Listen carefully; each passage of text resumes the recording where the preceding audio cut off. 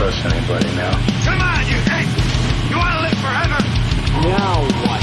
But no matter what happens, Godzilla will live.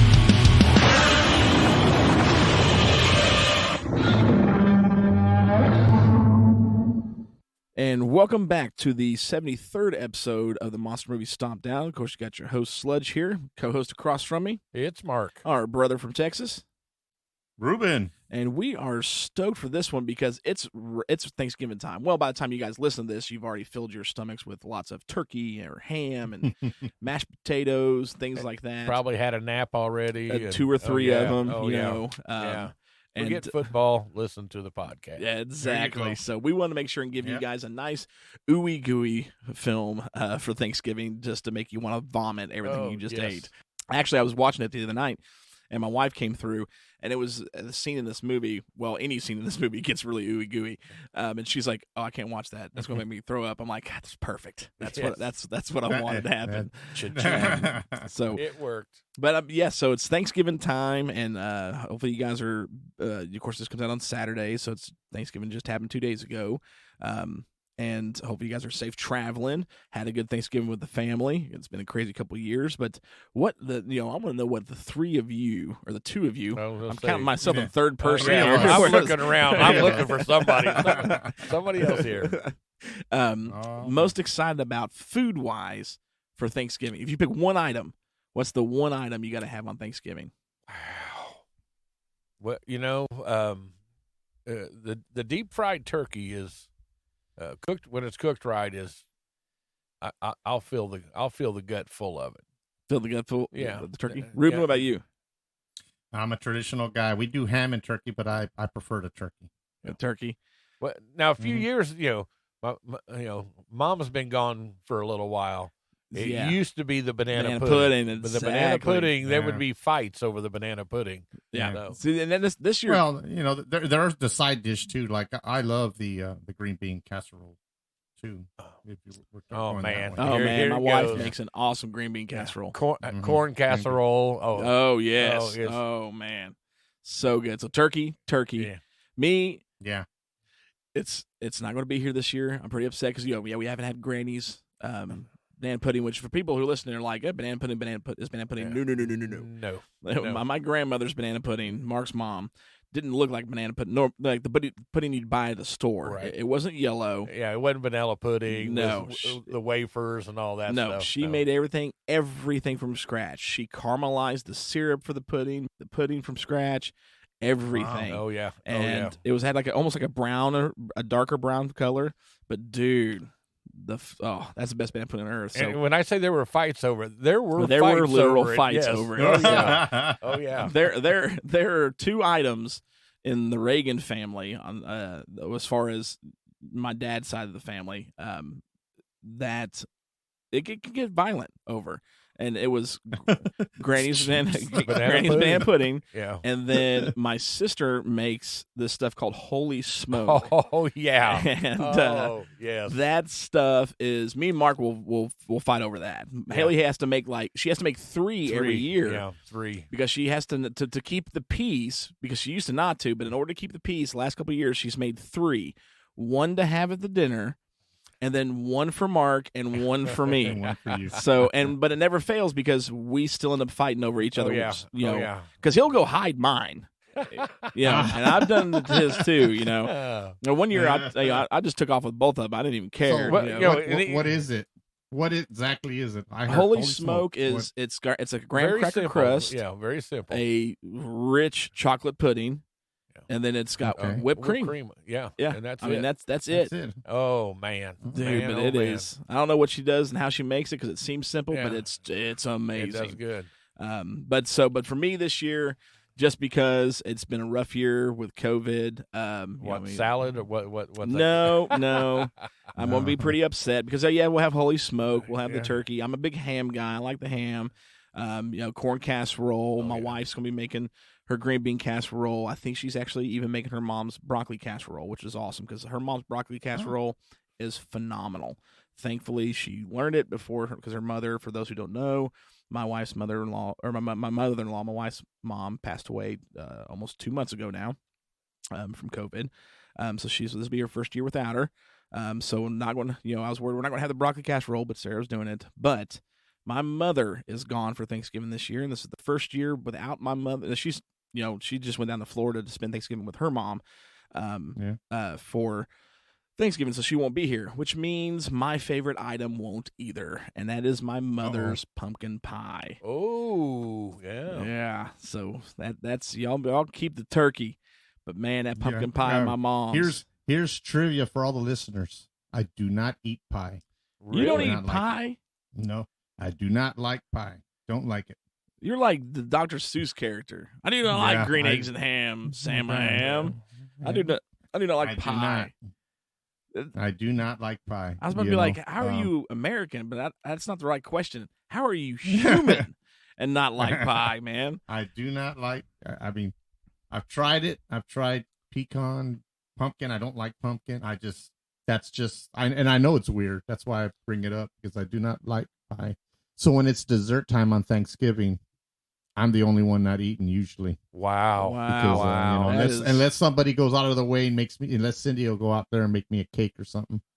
I do not eat dessert on Thanksgiving. That is, but that's okay. That's sad. Yeah. So, I figured that would be your reaction, but it's okay. The truth. This is how we rectify it. Everyone listening on Thanksgiving, or just after you hear this, just flood Ruben's Facebook with just pictures of pies. Oh, there you go. Just every there pie. you go. That's it right there. Just pie that man to death. So, but So anyway, so I did though. The other day we went to McDonald's and they gave me a right. strawberry pie, and I ate that.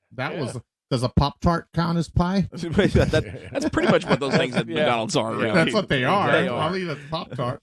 I'm just saying, because I went to McDonald's and we ordered, we tried a McRib. We tried the McRib, and they offered us. He goes, "Well, you want to, supersize it? You get a free pie." Wait. So I tried their strawberry pie. You reel that back. Reel that back. Tried a McRib? Yeah. Have you never had a McRib before? No, I've had. Okay. I was just thinking when I got one. How old are you? Sorry. This is your first McRib? No, I've tried the we went in, it was McRib time, so my wife loves them. She goes, "Let's go get a McRib."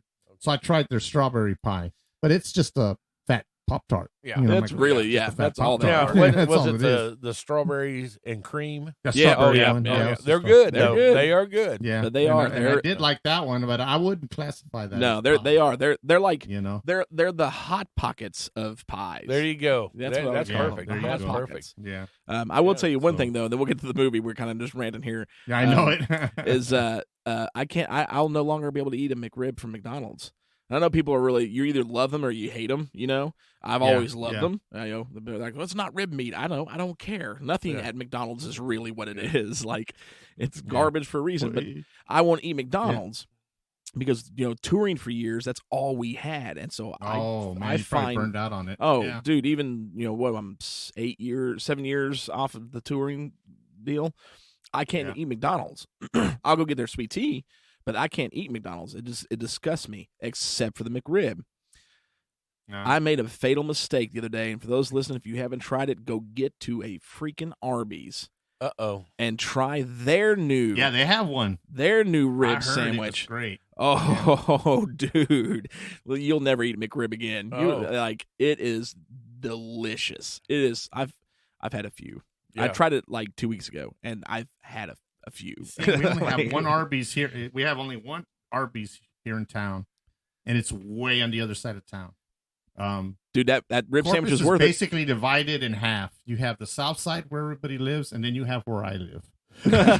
Okay. Which is fine because I get home in 5 minutes. Okay. They get home in 30 minutes. But it's over there on that side of town. It's on the south side. It's worth the drive, man. It's worth the drive. It's so good. So good. So now that we've got you all hungry. Yeah. There you go. Now it's time to talk about some ooey gooey nastiness in the movie that is Blue Monkey. Damn it! Clear! At 7 p.m., County Memorial Hospital was placed under a Class 4 quarantine alert. I've never seen any strain of bacteria with a configuration like this. It's not what's gotten into their patients that worries them. It's what's getting out.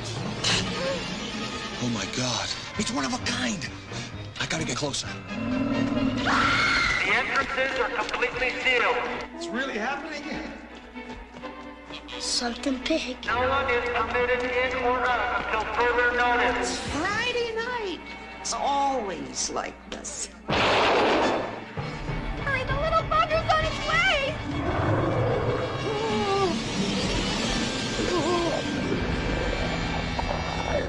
The male paralyzes the victim by stinging. When those eggs hatch, you're gonna have a lot of hungry larvae.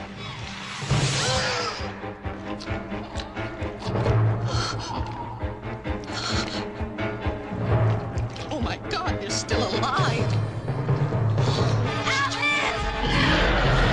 Trying to break into the hospital from below. Go on, move! Go! Get out of here!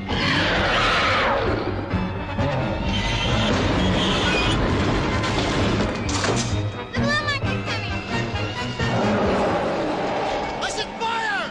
The Blue Monkey is coming. David Jordan, what are you doing here? Let's give him a test. And coming. We still have a few bugs to iron out. And still coming.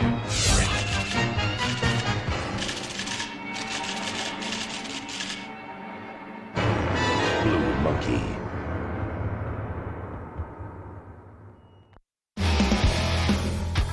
This is Charlie with Give Me Back My Action Movies. And Dan. Join us every 2 weeks as we dive into the classic action movies of the 80s and 90s.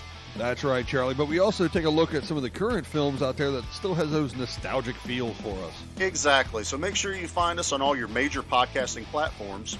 And check us out over on Facebook. We have a group where the conversation's always going 24/7. We're having a good time. I think so. I'll be back. Blue Monkey came out in 1987.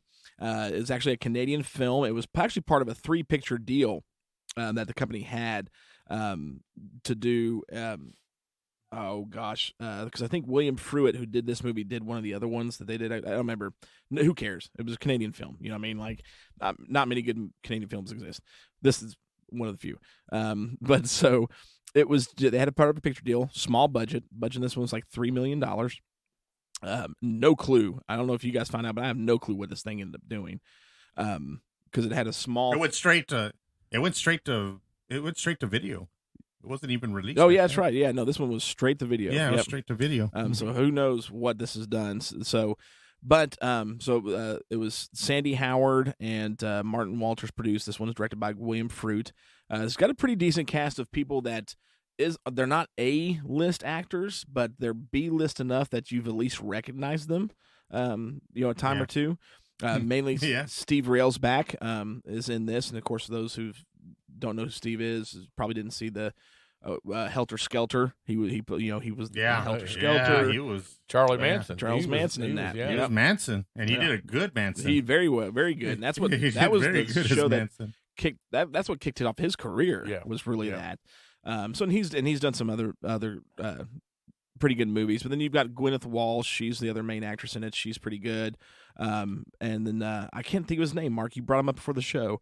One of the characters. He's Dean Warmer. Joe. I know him as Dean Warmer. Dean Warmer. Dean Warmer's in it. From Animal House. That's right.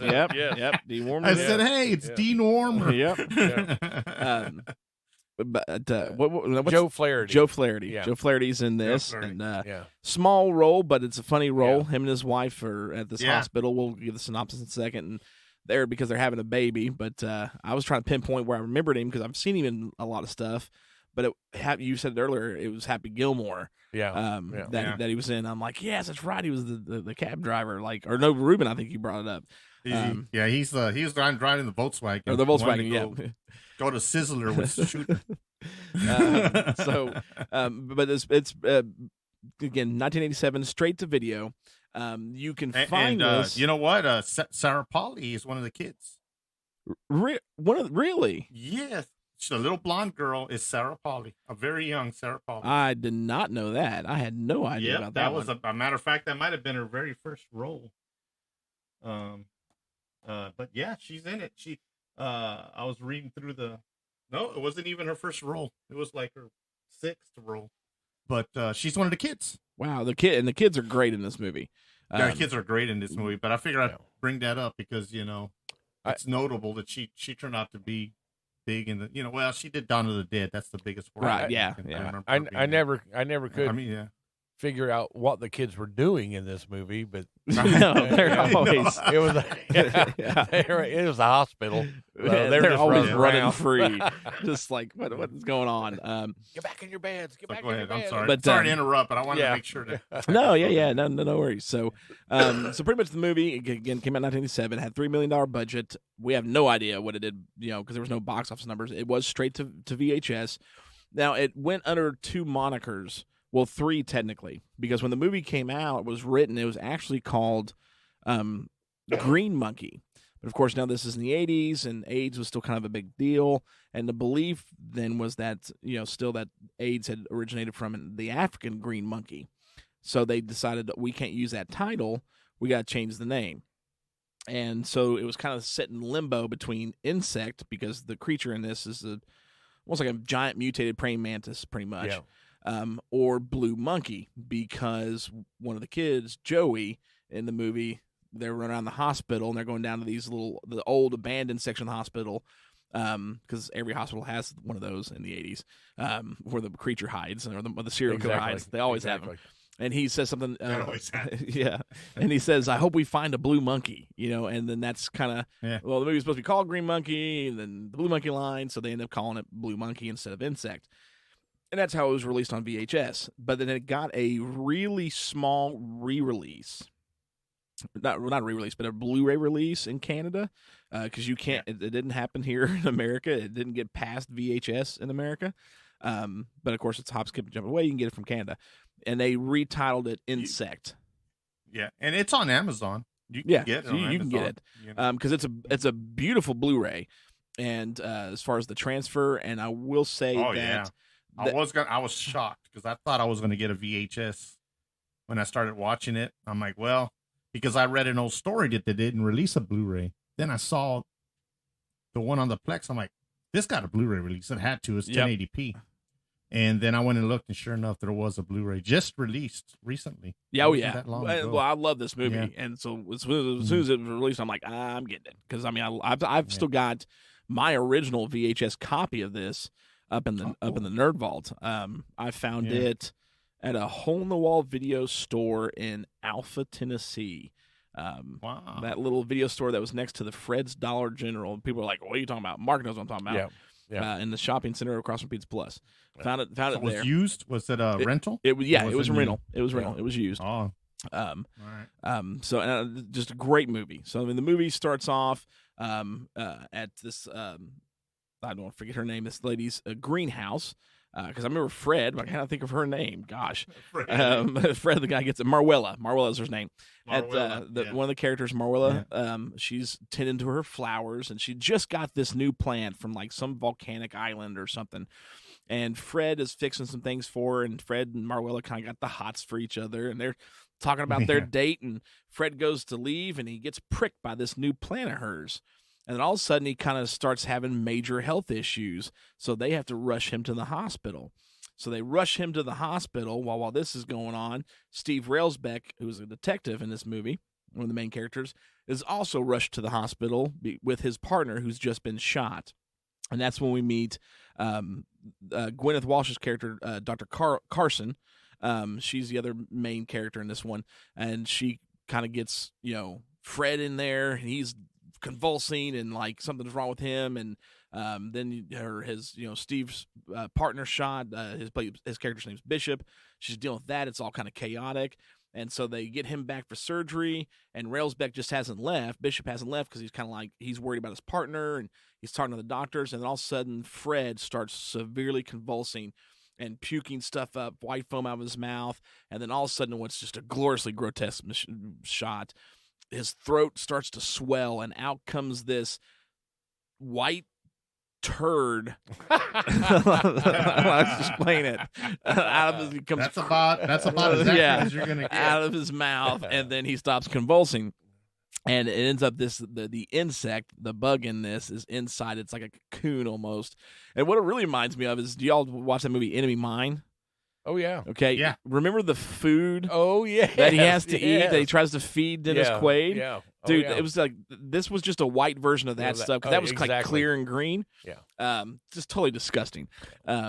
So they take this thing back and try to run tests on this. They can't X-ray it or they do try to X-ray it, but they can't see within it. So what happens though is while they're trying to do tests on this, the ambulance guy who brought Fred in starts to come down with the same type of symptoms as far as the fever and the chills and the convulsions. So they're worried it's a virus. Yeah. Then that starts. They've been putting the hospital on lockdown. Well, they can't get the test back, and they can't see what's inside this thing that came out of Fred, and so they decide to cut it open. And another grotesquely ooey gooey scene. And so they go to cut it, and this is where my wife walked in, and she's like, I can't do this. And so they cut it, and this like green ooze and everything comes out, and it sparks all of a sudden for some reason. And then it kind of zooms out, and they're all looking at it. Bishop's there. Excuse me. Dr. Carson, some Candy Striper character who doesn't matter because she's going to die later is in the room, and they're looking at it, and you don't see it, and they're like, that's the strangest, ugliest bug I've ever seen. So obviously they realize a bug has come out of this, and that's when they can't figure out what it is. They don't know. They've never seen a bug like this. So Dr. Carson says, well, I've got a friend, Dr. Jacobs, who's an entomologist. And then the one black guy shows up, and he's all of a sudden the taxi driver, apparently. And she's like, go pick him up because he doesn't have a car. Yeah. So he goes to go pick up Dr. Jacobs from the house. Who's played by Don Lake, an actor everyone's probably familiar with. I've seen him before. And brings him to the hospital to try and see what this bug is. The problem is between the time that they are waiting for him to come back and verify what type of insect this is, they give the Candy Striper nurse, I can't even remember her name, one job only, and that's to keep an eye on this thing. They got it covered. You just don't let it out of your sight. They got it in a bowl. In a bowl, a glass cake lid or whatever. You just got to look at it. That's it. Yeah. And enter typical horror movie right scenario. So a guy comes walking in the room. Here it is. And, this guy works at the hospital. They're actually putting in a new laser research facility. By the way, which makes no sense because it's a small county hospital, but they have this massive multi-million-dollar laser research center. And he comes in and he's like, "Oh, I need a break. Let's go smoke one." So he pulls a doobie out or a joint out, and she's like, "Okay, real quick." So they just take off. Okay, so your one job you've already failed, and now you're going to go do drugs, and it just what can happen next? We'll get there. So while they're gone, the kids that we have met, Joey and his crew. Joey's a kid that's there with leukemia, who kind of takes kindly to Bishop because you find out that Joey's parents dropped him off at this hospital and just left him there. So now he kind of lives at the hospital because he has no parents. And Joey and Bishop form a bond throughout this movie. And while Joey's running around with the kids, he's the gang leader of these little kids that are all sick. Yeah. They don't say what for. They happen to come into this room where the bug is. Where Joey has leukemia. Yeah, Joey has leukemia. But they don't say what the other kids have. Yeah. So they come in and they're playing with things and test tubes, and this is clearly a place they're not supposed to be. And then they see the bug, and they get the brilliant idea of we need to feed it. Let's feed it. So they take the lid off of the glass case, and Joey gets a bottle of some kind of chemical, like beaded chemical, almost like green fish food, right? And it starts with an N. I don't even remember what it's called. Next. I don't know. It says biohazard on it, and we just assume it's a growth hormone because that's really what happens. That's what it is. So he pours it in, and all of a sudden they're like, exactly they pour too much, and they're like, we're going to get in trouble. So they take off running, and this thing, the bowl starts shaking and starts glowing green. Again, Green Monkey was the name of the movie. And then it cuts to another scene, and then all of a sudden here comes the responsible Candy Striper and her laser tech friend, who are now apparently high, come in, and they decide, well, what can we do next? Oh, the next thing you got to check off in a horror movie, we got to make out on the table here. We got to get down and dirty. So they don't get down and dirty. They don't have the time because they get down. That's about as far as it gets. The dirty part both go down. And then the insect shows up. You don't see it yet. Actually, you don't see that in full till almost the third act, 50 minutes into the film. which is kind of aggravating, but typical 80s horror movie. But totally worth the payoff. Yeah. So they get killed, you assume, but actually you find out they're not get killed. And so the Bishop and Dr. Carson, they come back and they're like, what happened in here, you know? And it's quite funny because the candy striper dress is hanging. Yeah, it is. Yeah. Which I got to note, this is the longest synopsis you'll ever hear on this show, I promise. Yeah. We'll get there. Yeah, and I when the first nurse comes in there and finds the room and screams bloody murder, you're about what she's looking at, but then it's like, okay, what did she see? It was just a messy room. Yeah, that's all there's nothing there. There's no blood. That's nothing. just a messy room. Yeah, the room's a mess. But, okay, go ahead. You got to have it there. So she screams. Bishop and Carson, Dr. Carson, come running back in. Oh my gosh, what happened? Where'd they go? So they have to go start looking for her, and and they realize the bug's gone and it's in the hospital. So they need to go looking for it, and so they do. The entomologist gets there, and he's like, "This is probably where he's going to go." And then here we go. We're going into the third act and to find this bug before it does whatever. They go into the abandoned section of the hospital, which used to be like the old mental insane asylum. Yeah, because that's what it always is in these movies. Like every hospital has an old abandoned insane asylum attached, magically somehow. So they're going down through all these old tunnel-esque type hallways, and they end up coming up on a nest where they find the candy striper and the laser tech guy are in like a cocoon because this insect has somehow created a mate, because they definitely let you know it's his mate. It's a female bug, but we don't know where the female bug came from, so we assume it came from. Well, they mentioned hermaphrodite first. That's right, they did. It was a hermaphrodite, yeah. And then it says, well, now it's got a female, and it's protecting it, and then it goes from there. Yeah. And so the female's laying eggs already, and the eggs are eating off the cocoons, which happens to be the candy striper and the laser tech guy. And so Carson and Jacobs, Carson screams and gets the bug's attention and starts chasing after her and Jacobs, which gives Rails back, character Bishop, a chance to go in, and he throws, he blows it up, puts this thing on fire. He ends up ultimately killing the candy striper and the laser tech guy. The bug didn't really finish him off. Yeah. Bishop did. Oh, yeah. But he kills it, and so the bug hears its mate dying, freaks out, and goes chasing back and finds its mate's dead, but it's picked up the scent of Bishop somehow already, and so it's chasing Bishop. And that's pretty much what the rest of the movie is this thing hunting Bishop down. Right. Bishop goes running out. Joey's made it back down there. He's freaking out. Joey, what are you doing? He picks Joey up. They go running up, and he's like, Joey, you got to get everybody out of here. Get them out of the hospital. But they can't evacuate the hospital because while all this is going on, you still have the virus that's been affecting more and more people. And the army has now put this place on quarantine, so they're trapped in the hospital with this big, massive murderous bug. They're telling them to escape. They can't escape because people's got a virus, and so it's all complete chaos.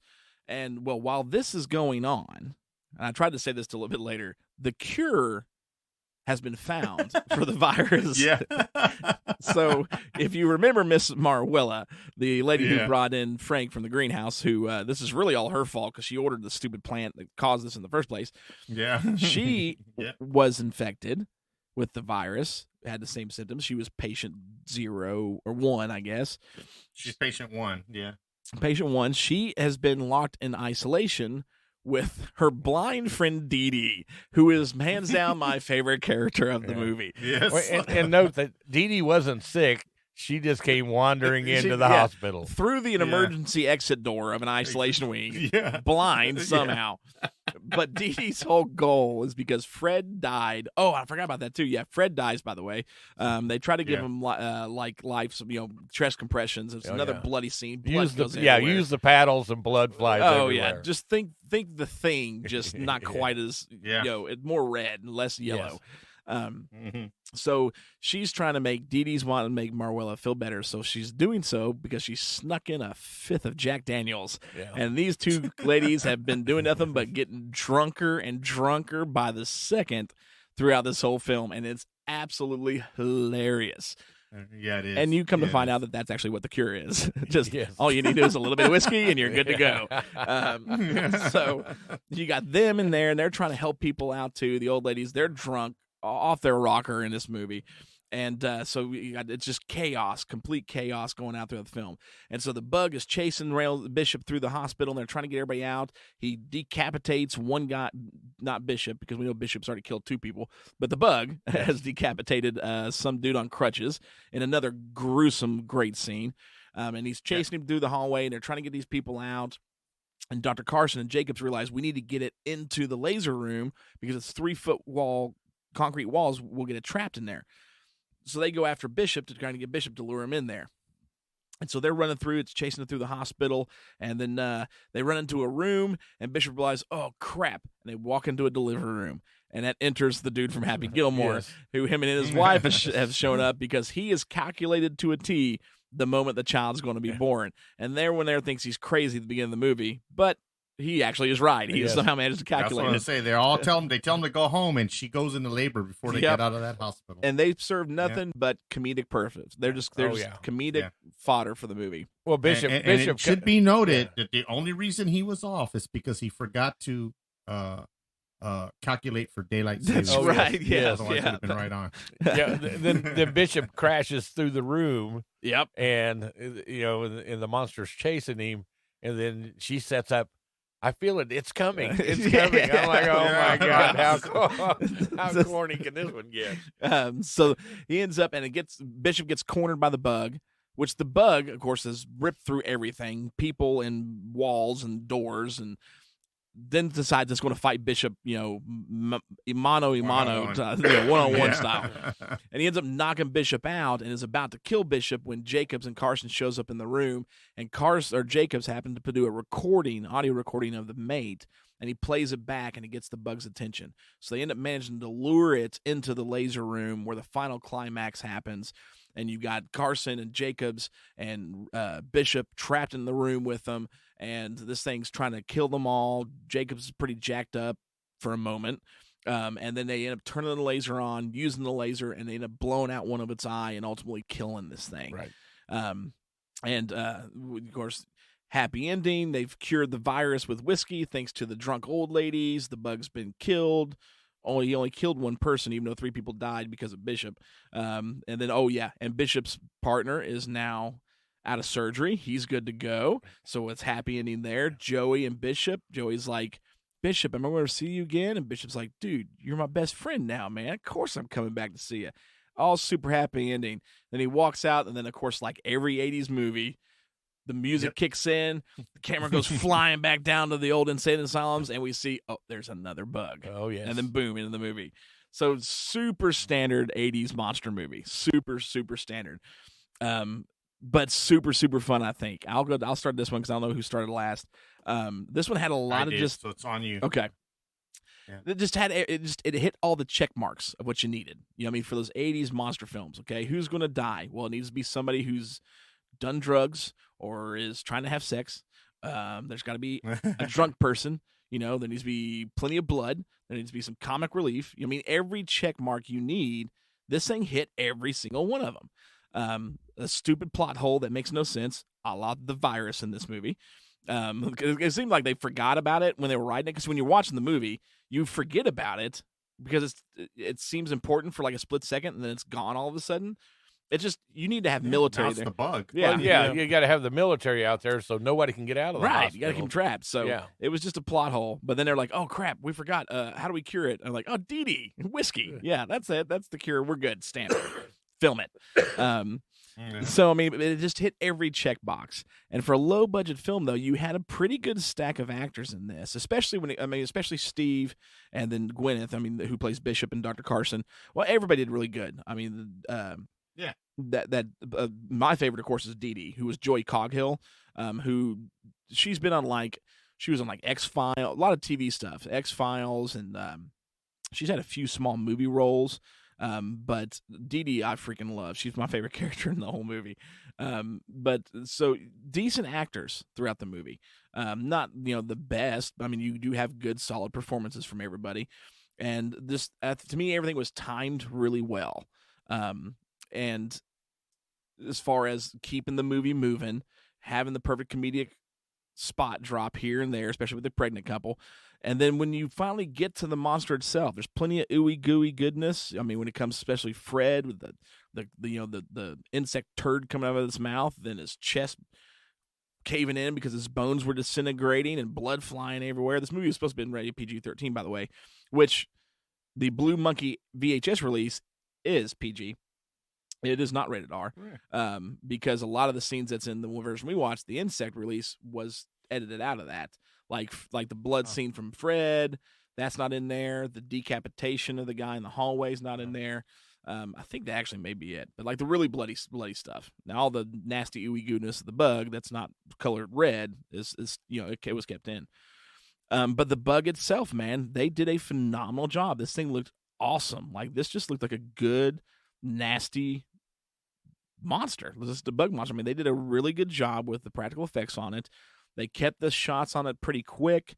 The sound effects on it were really, really good. Actually, I think the sound effects and the scoring of the whole movie was superb, especially the scenes involving the bug itself. But this was just a fun, man. This one was just fun. I had characters I loved. I loved Joey, the kid. I thought he was freaking great in the movie. I'm a sucker for Steve Railsback. I think he's an underrated actor. I've always liked everything he's done. Even that really crappy movie Nuki he did. That was really good. I thought Gwyneth was great. Again, I freaking loved Dee Dee. Like, Joy Coghill was top notch. I think Marwella and Dee Dee are just worth the movie for me. I thought it did really, really good for the movie. Special effects for a $3 million budget were top notch. I mean, nothing looked, even watching the Blu-ray transfer that I have, the 1080 transfer, they held up pretty good, I felt like. I mean, as far as all the special effects, like they held up really, really well. There's some plot holes that don't make a whole lot of sense, but it's an 80s straight to home video, so it's kind of expected.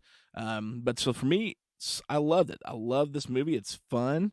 There's definitely better films out there. But I think the cast shines really well in this. I think the special effects really shine really well in this, especially when it comes to the monster. And then it may lack a little bit in every other department. But for me, and then I'll pass this off, this movie has some major nostalgia to me because I first saw this with you. Mm-hmm. Well, you were partially passed out, I think. Okay, we'll leave that out. Okay. Nothing bad. So we were heading back to your apartment up in Indiana, your red truck. And I remember this trip because you were super cool about it. Because I don't know how old I was. I was young. I mean, I was young enough to be childish and play, I don't know, maybe 8, 10. No, you weren't 10, closer to 8, probably. Closer to 8. Yeah. So then this was circa the time Sci-Fi Channel just showed up. So just, it was brand new. Yeah, channel. that would be. So we're driving back, and I remember we were playing Spaceship. Like we were driving down the interstate in your spaceship, and I was like in the floorboard pretending like I was your co-pilot. So major memories that stuck with me. But we were driving from Florida to Indiana, and so we stopped and got a hotel for the night, or a little motel. And I remember it being super late, and I don't know if I was just Jones or whatever. And so we turned on the TV and turned to Sci-Fi Channel, and Blue Monkey came on. This movie came on, and that's what I fell asleep to watching was this movie. I watched it all the way to the end, but then just conked out afterwards. But so for me, the whole spaceship travel, and then stopping to see as a child, remember this movie just stuck with me as a kid. And so seatbelts. What seatbelt? Yeah, there was no seatbelt. No seatbelts. Right, not needed. Right up Interstate 75, man. Yeah. No biggie. This was back when it was safe to travel without them. Don't worry. So for me, I mean, this movie just because of that memory and that trip, just stuck with me. And so this movie became a staple for me. I remember, as a teenager going, man, what was that movie? I remember watching the movie when you were going back to your apartment on that trip, and I was like, I remember we stopped, and it was on the Sci-Fi Channel. And it took me a while to hunt down and find it, and I finally ended up coming across images of it online, and I was like, this is the movie, because I remember the Blue Monkey line, and I found it, man, in this movie. So I mean, I gave it a pretty decent rating, but I gave it a little bit extra because it's huge for me, nostalgic. Yeah. So this movie, and then when I finally found it on VHS, this was one of the more expensive VHSs I did buy, because back then, I mean, yeah, it was a rental, but I'm sorry, Ruben, because you asked me if it was a rental earlier, but it was not for sale. I offered her more money because I had at the time I had a track record with video stores, kind of how they worked. We lived in a town called Rutledge, and there was a Rutledge Video, little small mom and pop video store that was ran by an amazing lady named Pam. And I loved Pam, and I got to the point where I was repairing VHS tapes for Pam because I got good to like fixing them and fixing VCRs. And so like I got to, how often was I in that store, man? You were there a lot. I was there, multiple times a week as a kid. So, but I got to see how video stores worked. And I knew that video stores, they kept a tally record because like if you went and bought a VHS at Walmart back then, it would depend on the, this was the 90s, you're looking at $20 to $30. Okay. Yeah. If you're a video store owner to buy the same movie, you're looking at anywhere from $70 to $120 to buy your copy because you're turn around and you rent it and you make money. So I mean, so the stores, for them to order the movie was a lot more expensive, and actually some stores waited sometimes and bought the movie at like Walmart, you know what I mean? Because it was cheaper to get. So I knew that they had most video stores had to track rentals, and because they had to report them as well. So, you got this movie for rent, it rented this many times this week or this month or whatever. So I find Blue Monkey at that store, and I said, I want to buy it. She's like, well, it's not for sale. I said, when's the last time you rented this movie? She goes, well, I don't know. I said, well, I know you keep records. If you haven't rented this movie one time in the last month, sell it to me. If you've rented it more than once in the last month, then I won't do anything. I said, but I will pay. I'll give you $30 for it. And that's what I paid for it because I figured that's probably around what it would cost. She looked. She hadn't rented that movie in almost 5 months. She's like, yeah, okay, you can buy it. And so that's how I bought it. I bought it from the video store. That's cool. That's a cool story. Yeah. And cool story, bro. And I still, so I still have it. And but then I ended up getting the Blu-ray for it. So for this one, for me, I love this movie. It is ooey gooey nasty, which is great for any monster movie.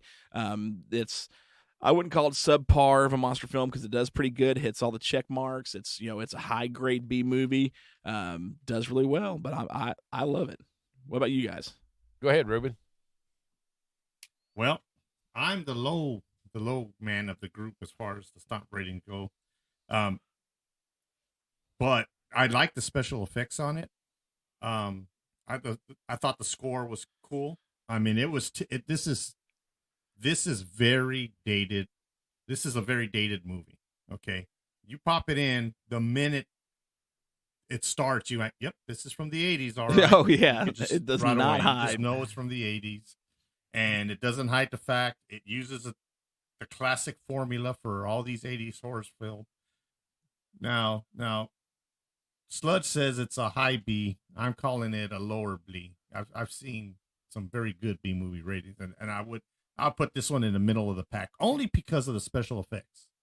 I think the special effects earn it a higher rating, and it makes up for the storyline and for the lack of for the story, the plot holes, as you. Oh, because it's full of them. Yeah, it is full of plot holes. It's got a lot of flaws, but it makes up for it in the special effects, I think, and it's just it's an okay movie. I mean, like I said, I gave it a low rating, but if it's special effects, and especially if you get to see the R-rated version, I would say that one's better because there's some gore in it that kind of redeems the movie. That I don't know how it would have served. I haven't seen the VHS. I don't know how they covered that up. I guess they just cut to something else or just skip it altogether. Yeah, they just cut the scene short. It is a pretty good. I do find it funny that big old that room was one big laser that basically was just a laser pointer. Yeah, was. So a powerful laser pointer. That's all it was, and that it's in a hospital that's, very unimportant. But as far as if you go into it knowing that, okay, I'm going to get your typical 80s horror movie, I think you can enjoy it, especially with the special effects. I think that makes it an enjoyable movie. And I think it's worth it. Now, will I go out and buy the Blu-ray? No, I probably won't. Unless I find it at Walmart in a bin for $10. Then you know what? I might spend $10 just to have it in I don't my think you library. could find that one in a bin for $10. Probably not. Maybe 5 or less. Yeah. Maybe 5 or less. Yeah. Okay. Well, I'm talking about Blu-ray. Yeah. So am I. Oh, okay. There you go. So I'm saying Walmart sells Blu-rays for about $8 to $10. You got a big bin in the middle of the store there. If I saw it there, I might pick it up, just add it to my collection. But I'm not going to go out and pay $30 for it.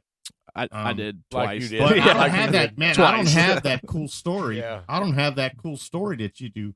A good example is if I saw King Kong Lives on 4K, I would spend $30 to get it. I know it's a terrible movie, but it has nostalgia for me. Yep. Right. Yeah. Exactly. It has that. And you guys know that, regular listeners of the show know I put a heavy grade on nostalgia, man. I mean, nostalgia can bring something that's a 2 up to a 4, 4.5 easily.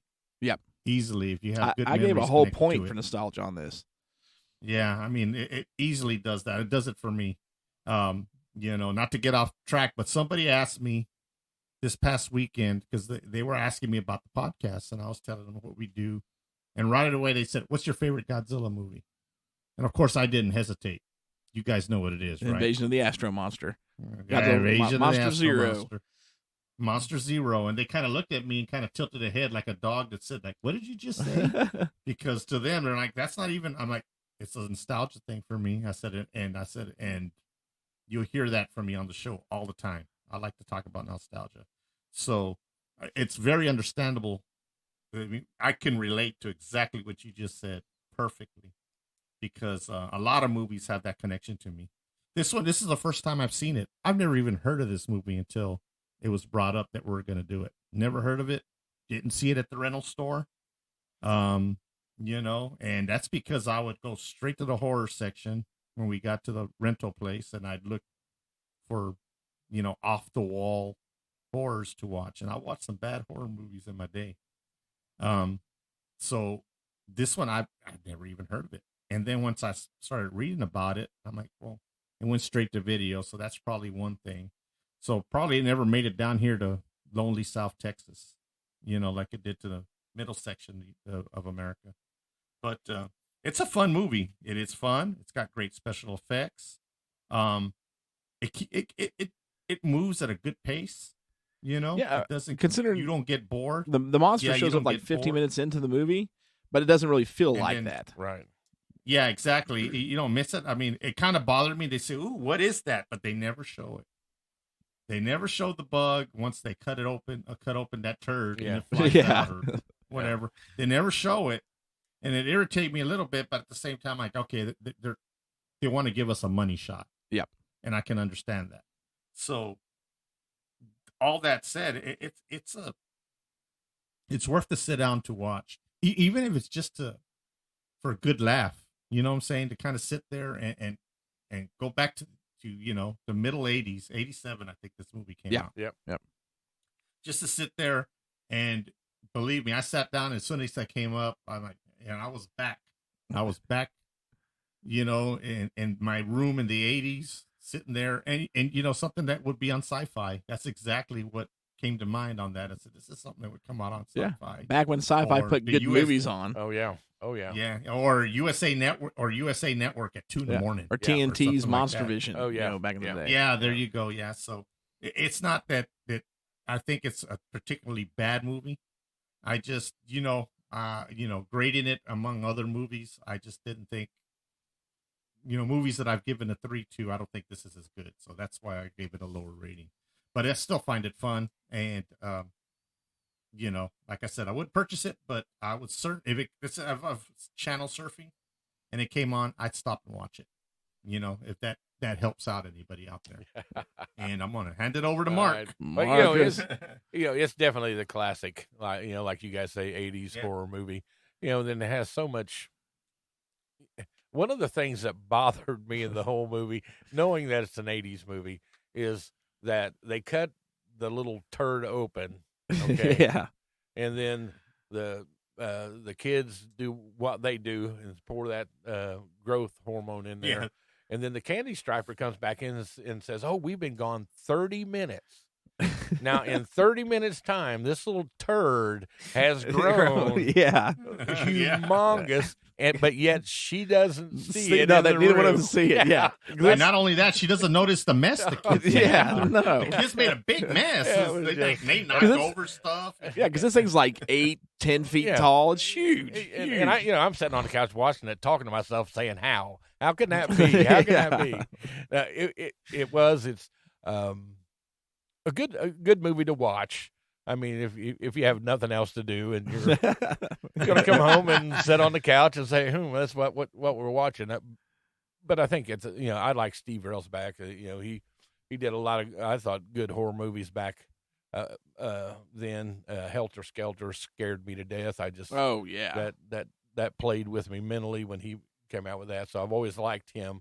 And so I think the actors and the actresses, they had pretty good ones on there and did really good with what they had.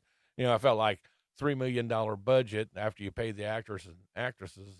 They went to the first abandoned warehouse and said, "Okay, we're going to make a hospital out of that." You would think the special effects would have went straight to that. But they did a great job with what they had and what they did. Because I can think of plenty of 80s monster movies that the special effects don't. Oh yeah.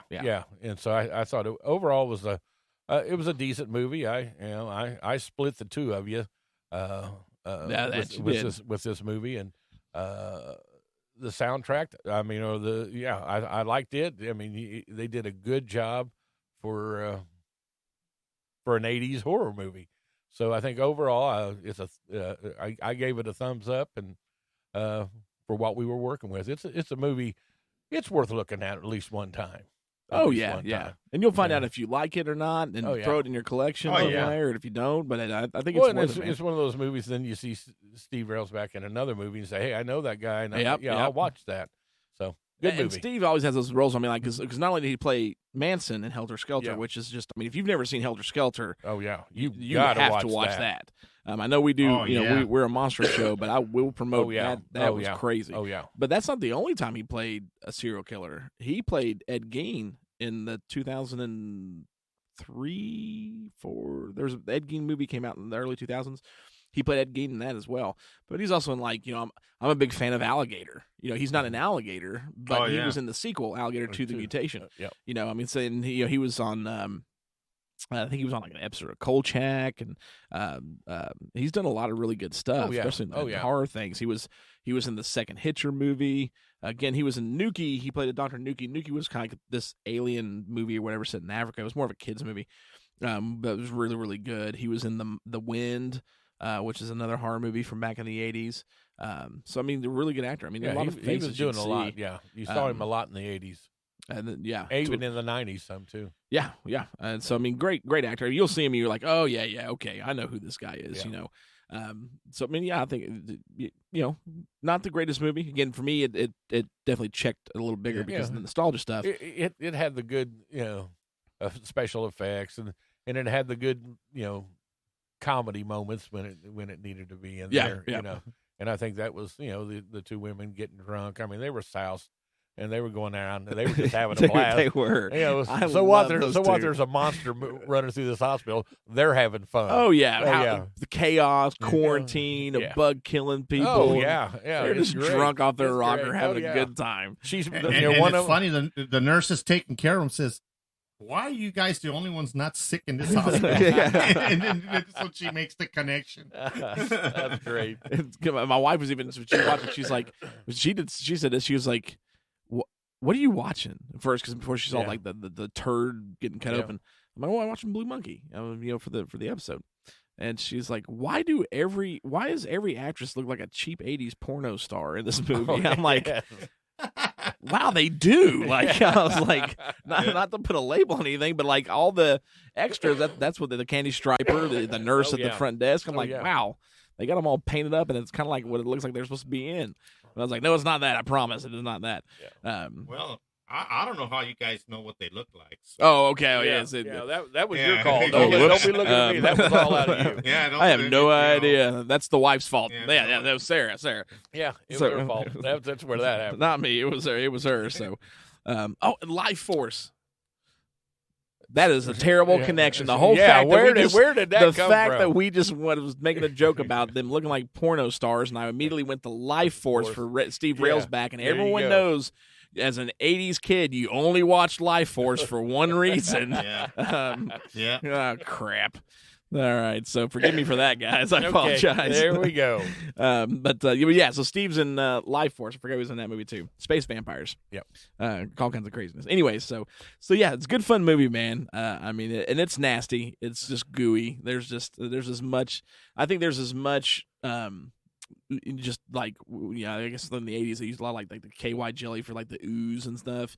There was probably the same amount of buckets of that stuff as there was buckets of blood for the new Evil Dead movie. You know what I mean? There's just it's just this one's ooey gooey. I was trying to think of was there anything else in that era that was more ooey gooey than this? And as far as like American films, the only thing I come up with was Ticks, but Ticks came out a little bit later in the 90s. Yeah. When did The Blob come out? The remake. That was in the 80s. Yeah, 80s, no, that was 87. Yeah. The Blob remake. I think it was the same year. Or 88. No, 87. I think it was 87 or 88. It was one of those 2 years. That was pretty good too. Yeah. I love that one. So. But yeah, so if you guys haven't seen this one, it's a fun movie. Like Ruben said, it's probably not one you're going to be like me and buy for $30, especially twice, being VHS and then again on Blu-ray. But if it comes on TV, definitely worth watching. Like it's just a fun, it's a fun 80s movie, I think.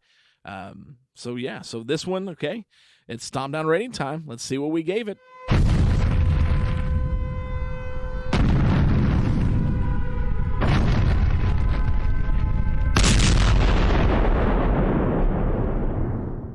All right, so we gave it collectively a 3. So 3 out of 5. That's a pretty good, solid movie. But I think if we go back and check all the Stompdown ratings, I think there should be some kind of bonus or reward or some cash value on the person that like you had a 4, Ruben, you had a 2, and I had a 3, and it come out of 3. I should get a point for that. And so, for Christmas, Sludge being this, you're the man on this. You should come up with a cash bonus for like me or Ruben if whoever has the most points.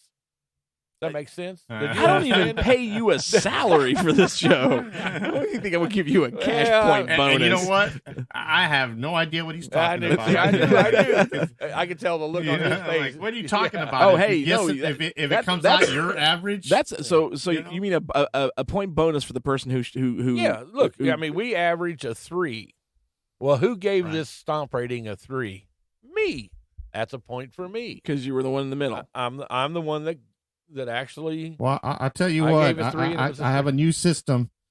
I get to pick last. I get to tell you my stomp rating last. Yeah. It's like I'm down if I go last. Oh yeah. Well, hear what you two do first. Okay. Yeah. I will give Godzilla 54 a 3 if that'll get you the cash bonus.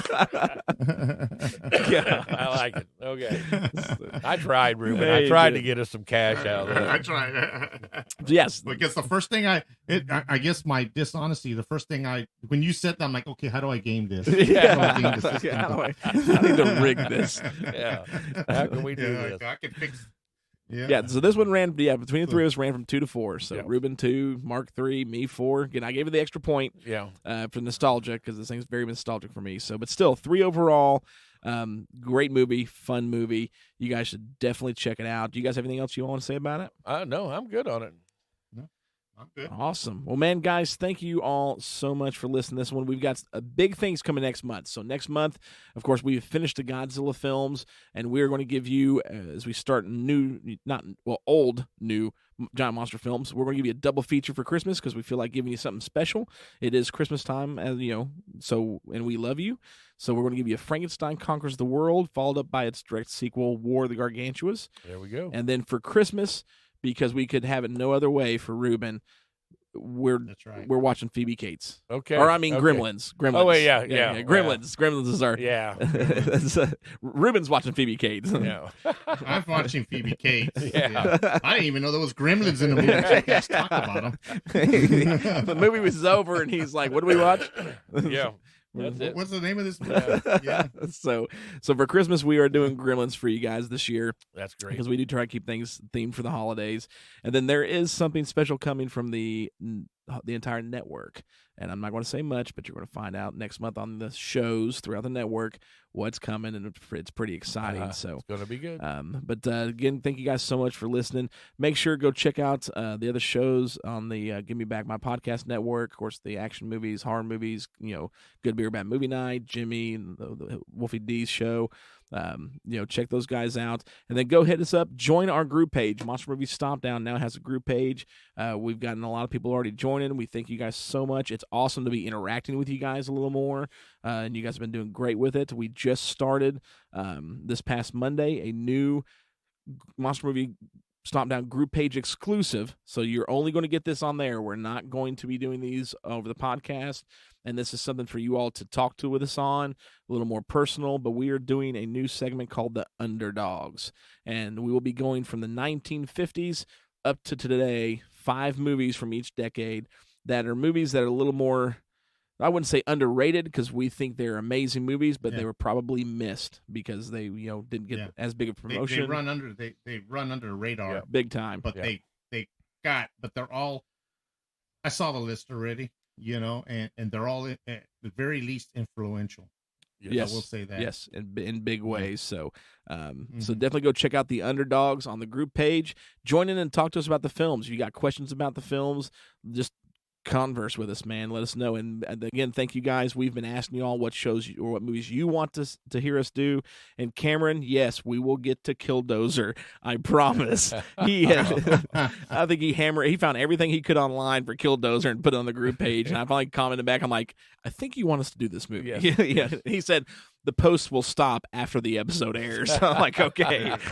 So, we will get to Killdozer. Promise you that. We got, Tremors is coming. Rodan is coming. So, I mean, we love what you guys are doing that. And if there's something you want to see us do or get our opinions on, let us know on the group page, man. Join it, share it. We appreciate it. Again, check out all the other podcasts, shows, because they're all absolutely fantastic.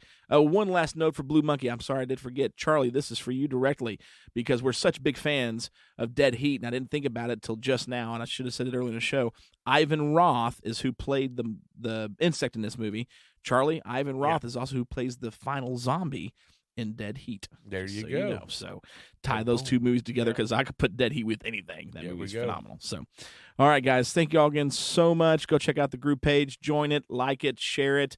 Go check out all the other podcasts. We will see you again next month for Frankenstein Conquers the World and War of the Gargantuas, and then again on Christmas for Gremlins. This is Sludge. And Mark. You got Ruben in Texas. Y'all have a good night. Good night. Night. Come on, you hey! You want to live forever? Now what? But no matter what happens, Godzilla will live.